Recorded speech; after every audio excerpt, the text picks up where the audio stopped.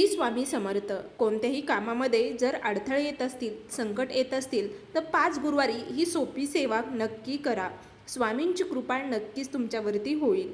तसं तर सातत्याने नित्यसेवा करायला हवी, पण कोणते काम होत नसेल, काही अडथळा येत असेल, बाधा येत असेल त्या कामामध्ये, तर 5 गुरुवारी ही सोपी सेवा करा.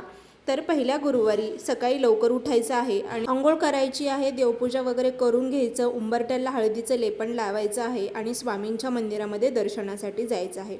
पहिल्या गुरुवारी बघा पिवळं वस्त्र परिधान नक्की करावे. दुसऱ्या गुरुवारी पिवळे पेढे दान करावेत.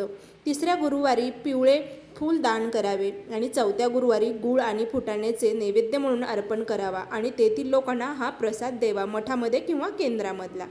5व्या गुरुवारी दानपेटीत गुप्त दान करावे. प्रत्येक गुरुवारी देवाचे दर्शन तर करत असतोच, पण देवाच्या डोळ्यात डोळे घालून मनातल्या इच्छा नक्की बोलाव्यात. दर गुरुवारी 5ही गुरुवारी मठामध्ये बसून एक माळ श्री स्वामी समर्थ या पवित्र मंत्राची करायची आहे. असंच 5 गुरुवारी नियमितपणे केल्यास आयुष्यातल्या सर्व संकटे, अडचणी, बाधा दूर होण्यास मदत होते. मनामध्ये ईश्वरबद्दल श्रद्धा निर्माण होते. केलेल्या सेवेचे 100% फळ आपल्याला मिळत असते. पण ही सेवा करत असताना निशंक आणि निस्वार्थी मनाने करावी. नक्की स्वामी तुमच्या मदतीला धावून येतील. या प्रकारची सेवा नक्की 5 गुरुवार करून बघा. नक्कीच तुमचे अडचणी दूर होतील. श्री स्वामी समर्थ.